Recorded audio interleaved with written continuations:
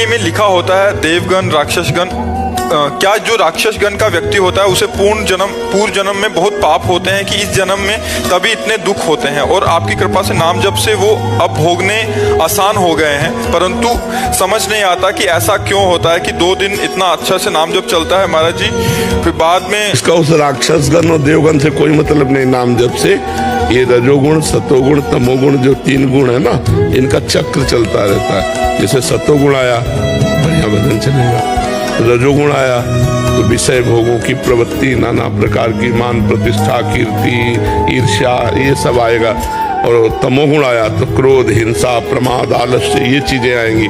तो ये तीनों गुणों का चक्र चलता रहता है हृदय में। अब हमको क्या करना, सतोगुण बढ़ाना है। तो हम सात्विक भोजन, सात्विक जल, सात्विक वातावरण, सात्विक चिंतन, तो हमारा सतोगुण लंबे समय तक बढ़ेगा। घंटा 2 घंटा 4 घंटा 6 घंटा 8 घंटा।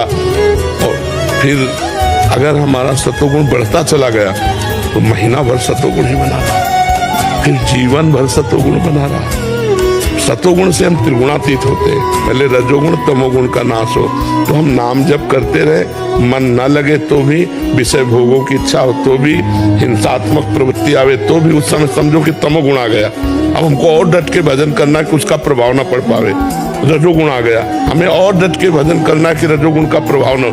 और जब सतोगुण आया तो ये सोचना ही नहीं पड़ेगा कि मुझे भजन करना है, अपने आप भजन में मन लगेगा। हमारा खान पान सतोगुण हो, हमारा व्यवहार सतोगुण हो, हमारा चिंतन सतोगुण हो। हमें सतोगुण की जरूरत है, क्योंकि सतोगुण के जैसे कांटे से कांटा निकाला जाता है, तो है तीनों गुण माया के, और सतोगुण हमें सपोर्ट करता है। तो हम सतोगुण से रजोगुण तमोगुण का नाश करके सतोगुण की वृद्धि करके और भगवदानंद में आके सतोगुण का भी त्याग कर देते। कांटे से कांटा निकाला, उसको भी फेंक दिया, तब हमारा एक तार भजन चलेगा। इसमें कोई दैत्य राक्षस भूत प्रेत इसका कोई मतलब नहीं।